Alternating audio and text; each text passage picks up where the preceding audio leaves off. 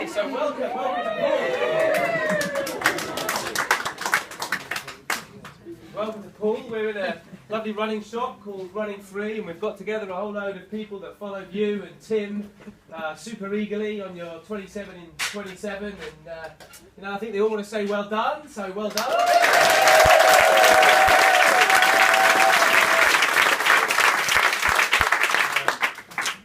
It was a hellish thing to do, but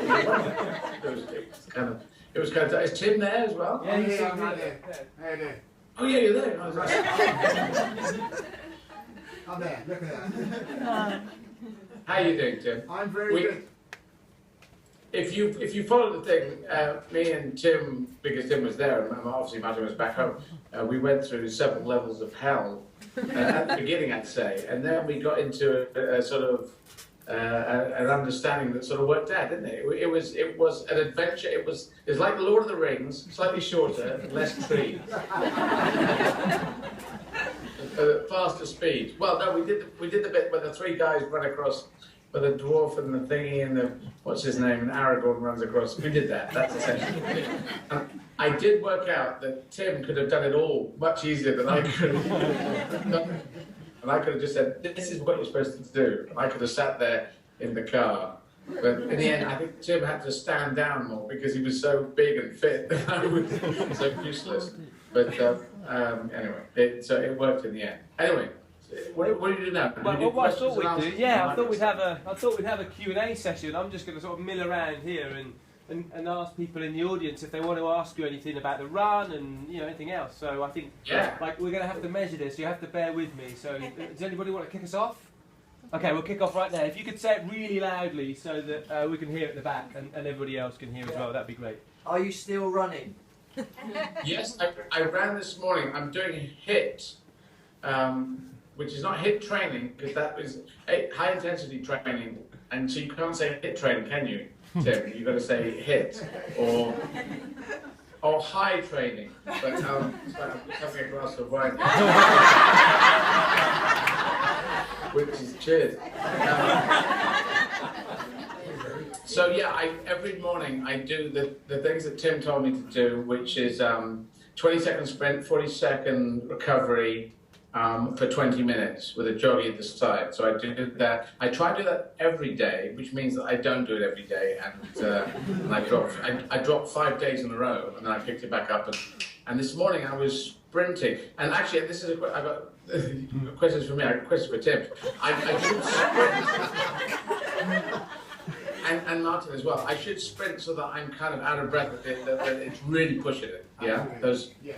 Yeah. Just really gun it. Well, if you're doing HIIT training properly, then you should be working at more or less the maximum heart rate. So.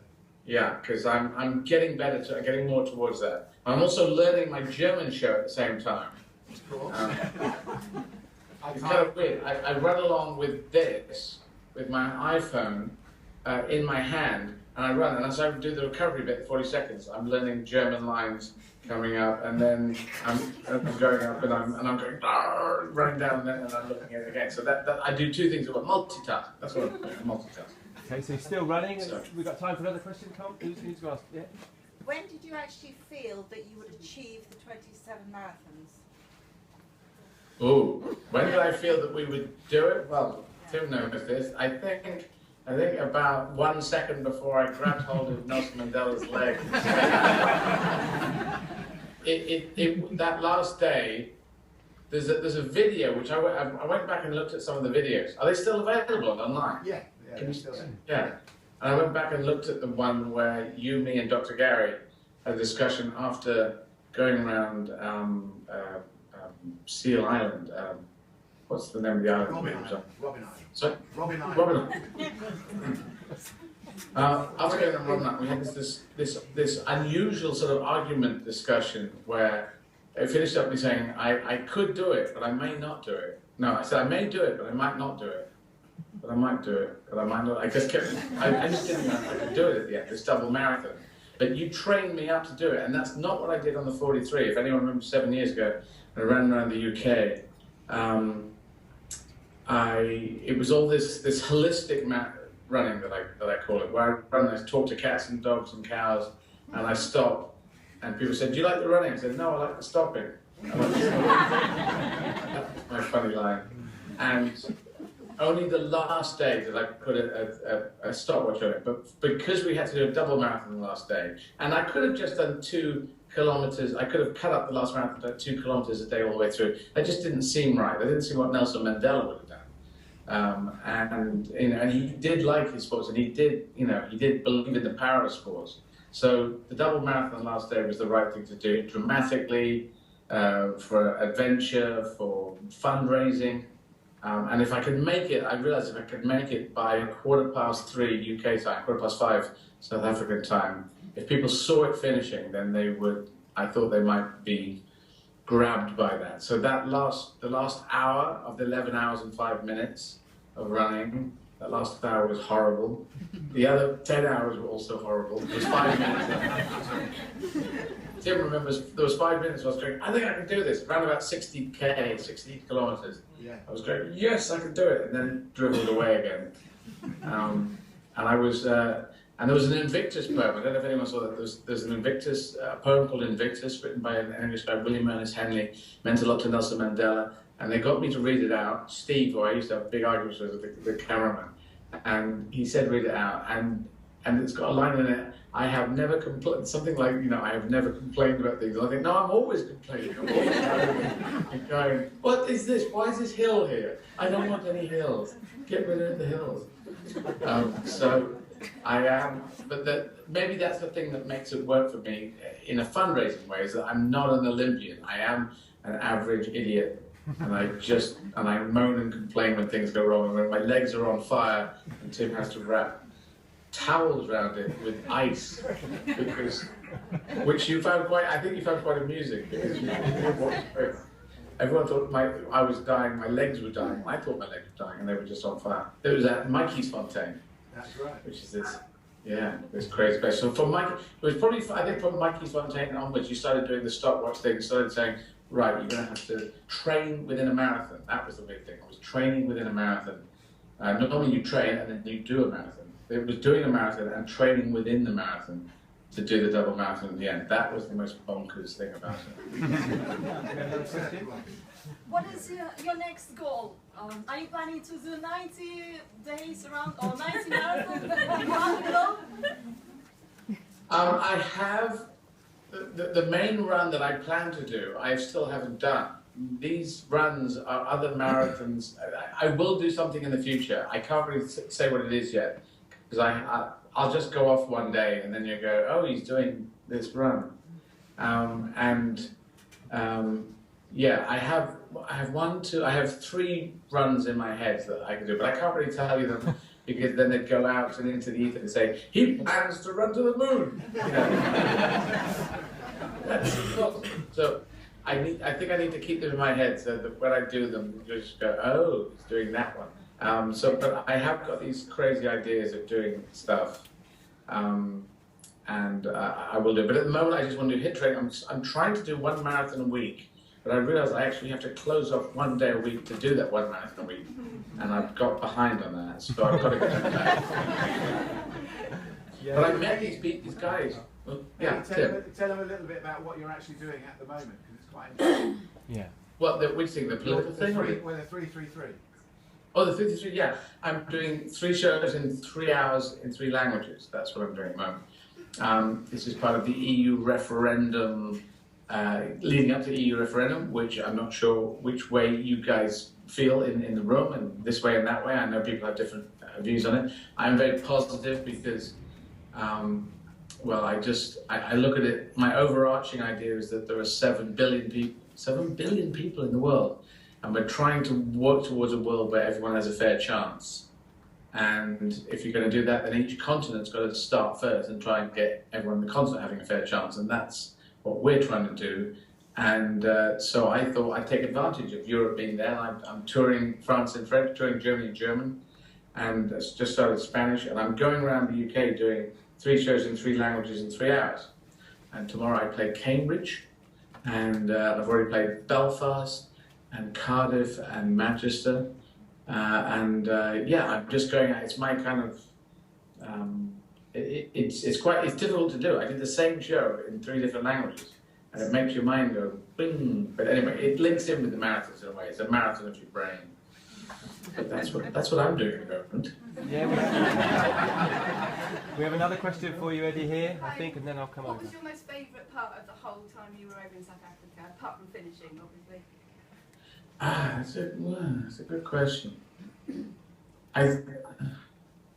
I think Robben Island could be, well, the Mountain Zebra National Park, that was beautiful. Robben Island was beautiful in a different way. And we had this boat ride out at dawn and boat ride back, where we had the unusual argument, but still it was a boat ride. Cape Town was just such a wonderful place. And there were multiple times that were good. The beginning times were really tough. The first 10 marathons, if you ever do one of these, the first 10 marathon training, it sounds like a funny line, but it's true. Isn't that true? Absolutely, yeah. If you're going to do 27, the 10 are the first. Yeah. Yeah, that's the training for the last 17.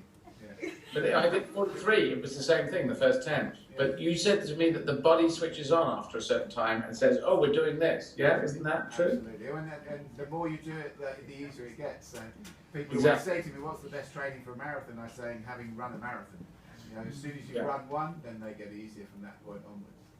And it's 100% in here. It's, you know, I think you could be really out of shape here. My example of this, I can prove that anyone can run a marathon, is imagine someone, a loved one, family member, whatever, and you need to get medicine to them, suddenly there's a thing, and all the transport's down, public transport's down, there's some emergency, there's a bomb in the air or whatever, everything's locked down, you have to just run. You'd run, you'd do it, you get it done. And I can set that emergency thing up in my head, which is a little bit odd.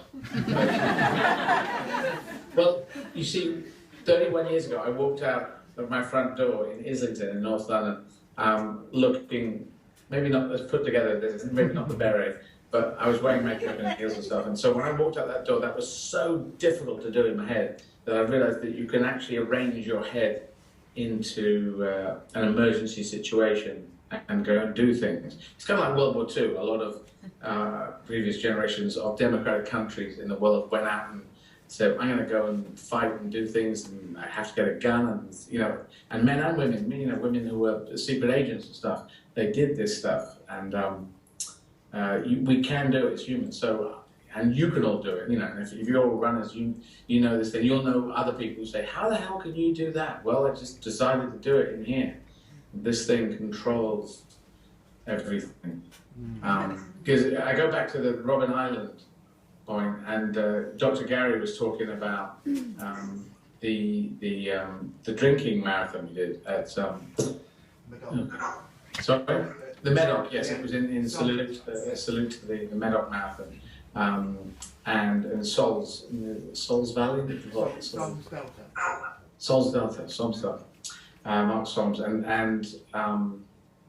at the end of that, I was really complaining and, you know, moaning, and I couldn't, and I don't think I could have done another marathon unless they'd said, but you have to do another marathon, otherwise someone's going to die. And then I would have rejigged it here immediately. I think I could have done that, even if I was moaning and complaining. I'd have gone, okay, change that gear because this is really serious now, and then you can go do it. And I think all of you could have done that.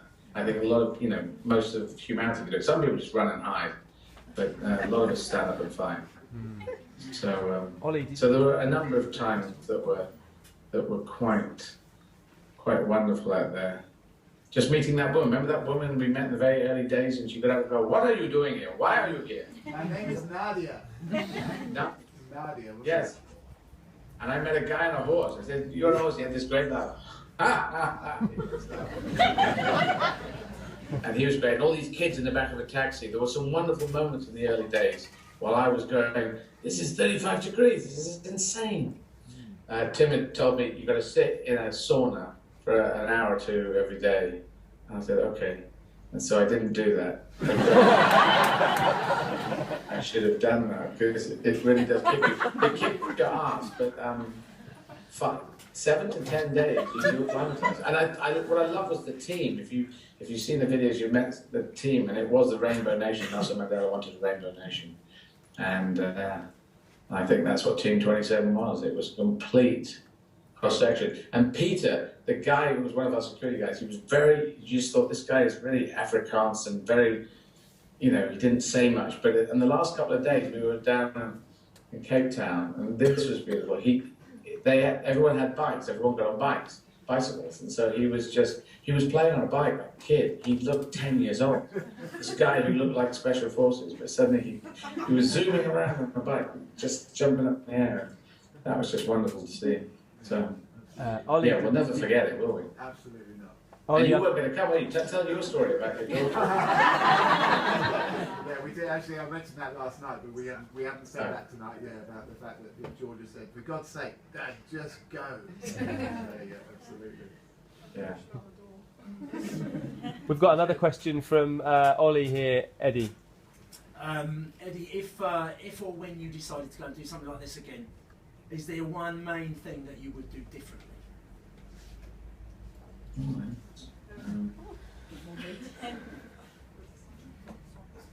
Well, I could try training for this.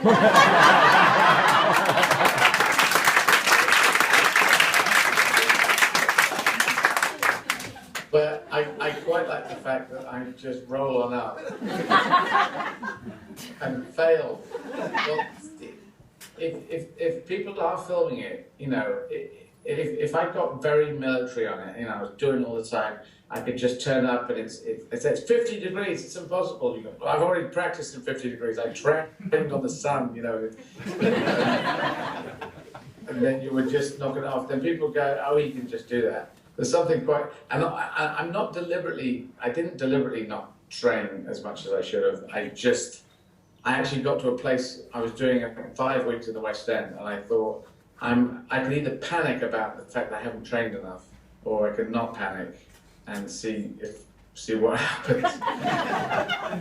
Day 5 was we went to hospital, and day 6 we went to hospital. So we knew hospital. The guy, Dr. Kaya, he was very cool, this very shaven-headed black guy, about mid-30s, maybe early 40s or something.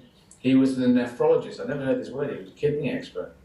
And he found us kind of curious. There are British people behind the curtain, and they've got a problem. What? And when he walked in, it was like, "Who are you? I'll deal with this." And then later on, somebody said, "I think he's running, and he's running for Nelson Mandela." So he sort of got into it, didn't he? And by the end, he was kind of enjoying it. Said, "I'm sticking around to see what your blood looks like." And I'd been texted by Dr. Gary about one of my kidneys, which had a cyst on it, and I thought, a cyst? Like, and you die tomorrow? And people have cysts, you know. And you don't know, you know, because you're just an individual. I didn't know I had a cyst.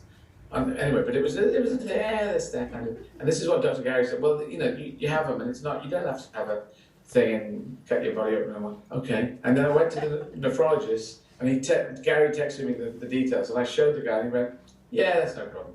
And that was weird. I thought, well, good. That totally links up with what Dr. Gary said. And I had this pain in the back that was going on, but that was musculoskeletal, and Dr. Gary had said that quite particularly. And we weren't sure where we took them, and the nephrologist, Dr. Kai, said, yeah, it's musculoskeletal. So it was interesting. I had a good body test. I did have a good, you know, and you go and see the doctor and get the medical checkup. I had an amazing medical checkup on 27 marathons. That was fun. But if I did it again, maybe training beforehand. But I don't know, how would you train for 26 marathons? I don't know. You'd probably, because how long are you supposed to train for one marathon, Tim or Martin? Basically, people do it over a 4-month period, generally. 4 months. Yeah. So 27 times 4 months. Word like that. I think you're being a bit literal. Well, how long would you? Well, it would still be 4 months, but your training program would be longer. So it's a bit like you'll have to do longer runs in order to try and develop the. So all training is just 4 months. All training is 4 months. Careful, Tim. We're going down a dodgy road here. When you write your book on ultramarathon training, we'll have that as a chapter. It's 4 months. That's it. Someone says, I'm going to run 5K, 5K. 5K is 4 months. Okay. Can I ask you a question? Yeah. Are you drinking water? No. And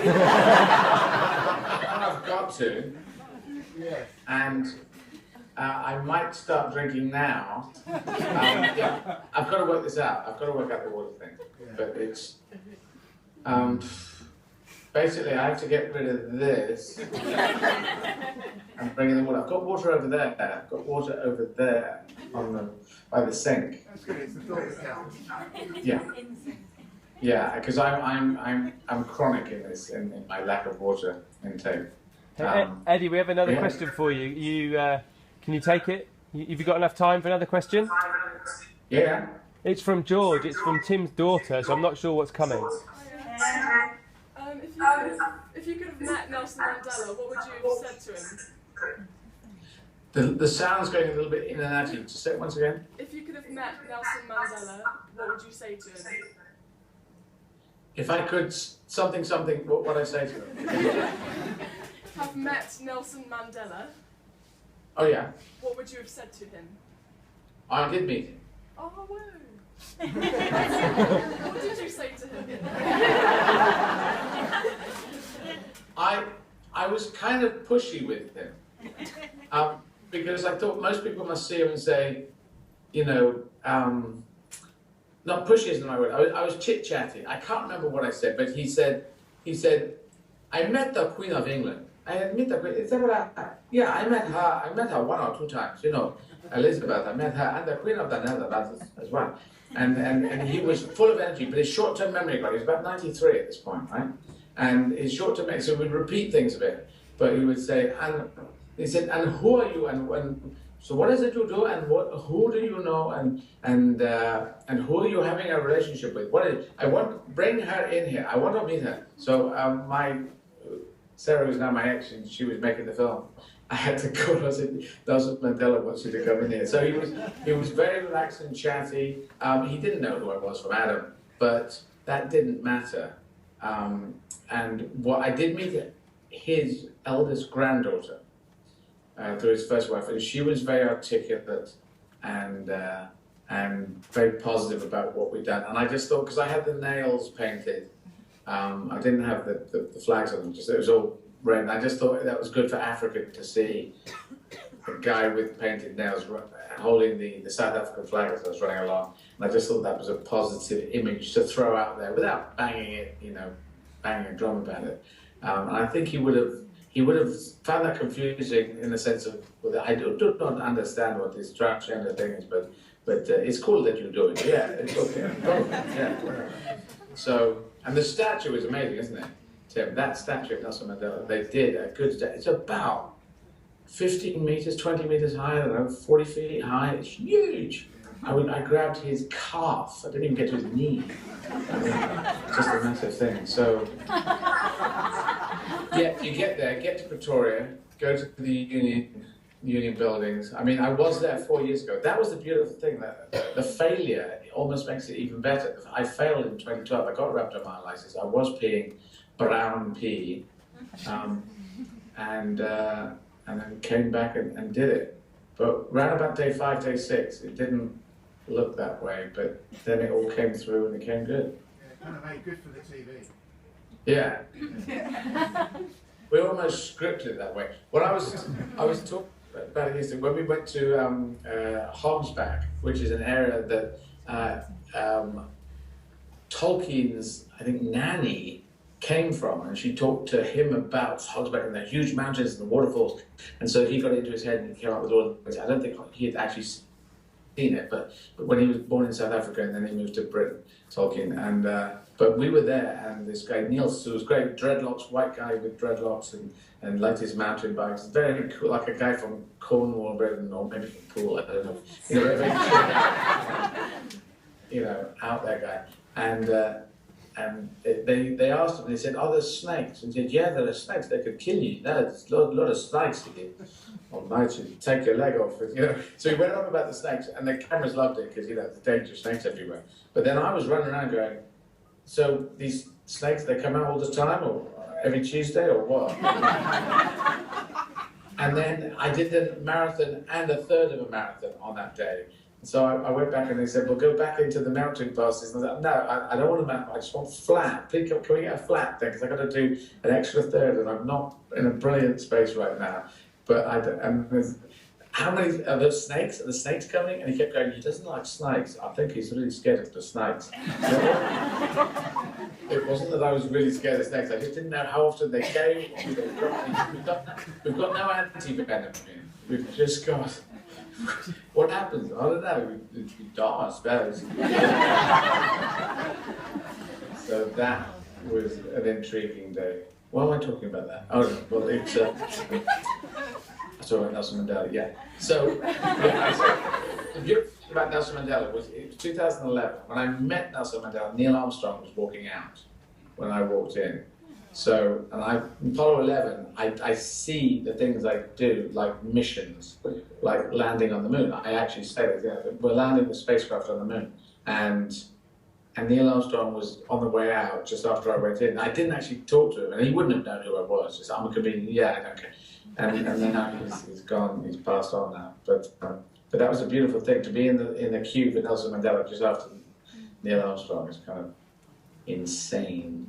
Eddie, we've heard about some of the amazing support that Tim gave you along the way, but what's probably the most surprising thing he did? The most surprising thing I did? Tim did. Oh, that Tim did?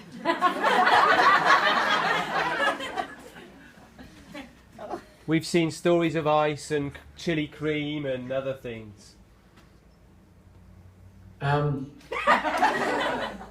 No, well, it's interesting because, you know,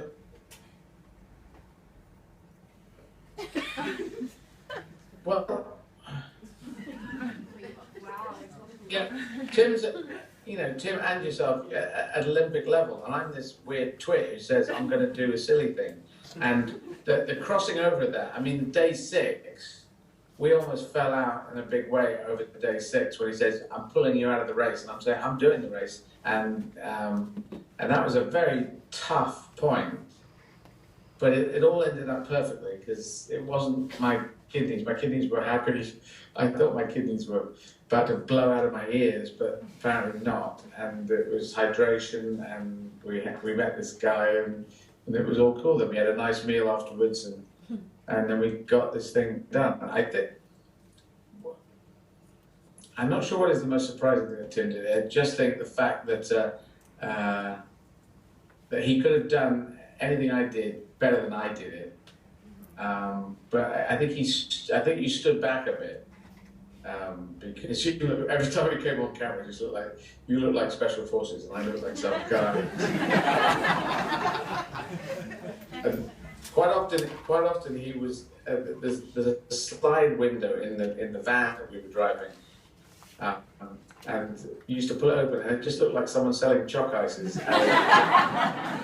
You used to eat this, drink some of this, and then tiny window. It was about the size of this. It's just this. So I mean, yeah, it's the fact that you could have run many of those marathons quite easily. I felt. The other thing is, Dr. Gary, he ran 3 half marathons and a full marathon on the last day. Yeah. No one gave him monkeys about it. He did amazing stuff, and he's got a metal plate in his leg, because you know, if you saw Dr. Gary running, he has an unusual running gait, but he has a metal plate in his leg. And he did 3 half marathons, and the next day he did a marathon, which is kind of off the charts, but because I was doing all this stuff, no one noticed. But Dr. Gary saved the David. If I hadn't known him, because I'd known him since I was 13, I went to school with him at 13, I along.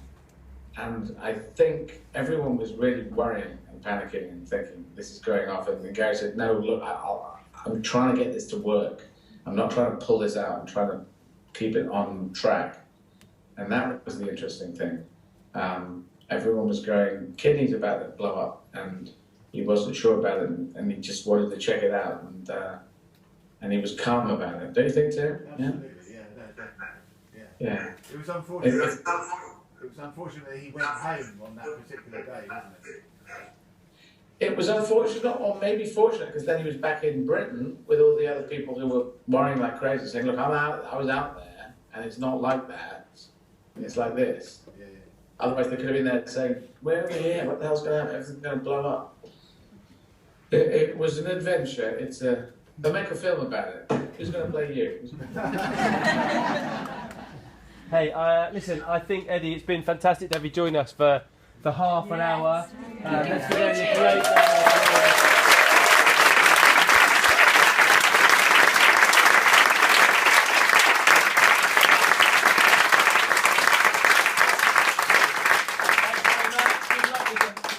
tour and good luck with everything else we see you in. It's always a pleasure and a privilege to work with you. See you soon. Take care. Bye-bye. Bye. Bye.